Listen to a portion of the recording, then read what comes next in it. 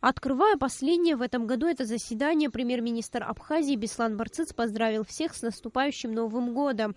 Затем Кабинет министров приступил к кадровым назначениям. Первым заместителем председателя ГТК назначен Псоус Шамба. На должность заместителя председателя ГТК назначены Эслан Джинджоли и Ушанги Квициния. Эраста Гумава стал заместителем председателя Государственного комитета по стандартам, потребительскому и техническому надзору. На должность заместителя начальника государственной ветеринарной службы назначена Мзия Мичба, на должность заместителя начальника государственного управления лесного хозяйства Камо Милкумов. Представляя проект постановления о службе судебных исполнителей Министерства юстиции Республики Абхазия, министр юстиции Абхазии Марина Пилия напомнила, что закон вступает в силу с 1 января 2017 года.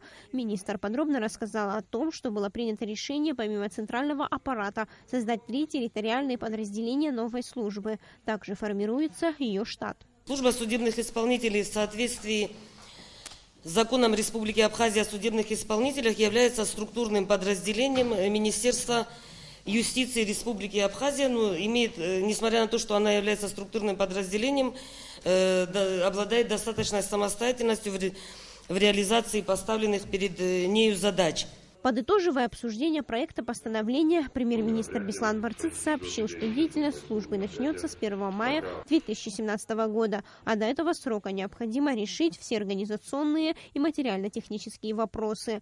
На заседании правительства также были приняты постановления о создании государственного учреждения Министерства культуры и охраны историко-культурного наследия Абхазии, историко-мемориальный музей Нестора Лакоба и мемориальный дом музей Баграта Шинкба. Министр культуры и историко-культурного наследия Эльвира Арсаля подчеркнула, что оба музея, которые уже существовали до этого, переводятся в статус государственных учреждений с установлением соответствующего бюджетного финансирования. Фонды есть, и Министерство финансов, мы предложили проект в следующем году по несколько штатных единиц, а уже просто музей будет формироваться несколько лет.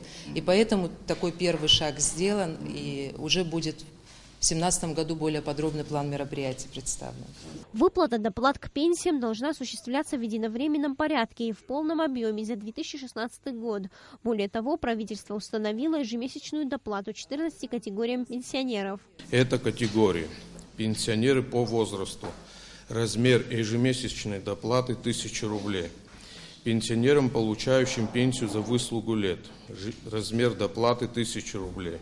Пенсионерам, имеющим почетное звание «Народный заслуженный работник», размер доплаты 500 рублей. Пенсионерам, работавшим на подземных работах, шахтерам, в размере 500 рублей. Лицам, получающим пенсию по случаю потери кормильца, на каждого нетрудоспособного члена семьи размер ежемесячной доплаты 700 рублей. Круглым сиротам размер 1000 рублей. Инвалидам труда 1, 2, 3 категории в размере 1000 рублей. Инвалидам с детства в размере 500 рублей. И пенсионерам, получающим социальные пенсии по возрасту и по инвалидности, размер доплаты 850 рублей. Пункты пропуска на Баки и Атабая через абхазо-грузинскую границу будут закрыты. Решение об этом также было принято на заседании Кабинета министров.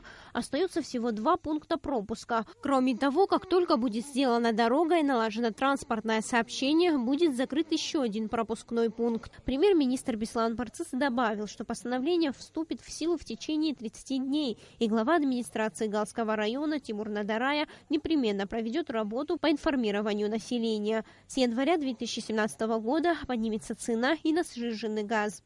Предлагаем утвердить розничную цену на 1 килограмм сжиженного газа в размере 50 рублей.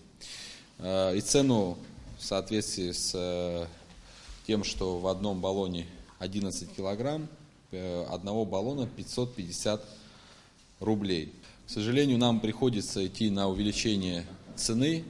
Цена, еще раз говорю, на 1 килограмм увеличилась на 10 рублей. Но хочу вам напомнить, уважаемые коллеги, что последний раз цена утверждалась 24 декабря 2013 года. То есть ровно 3 года назад практически.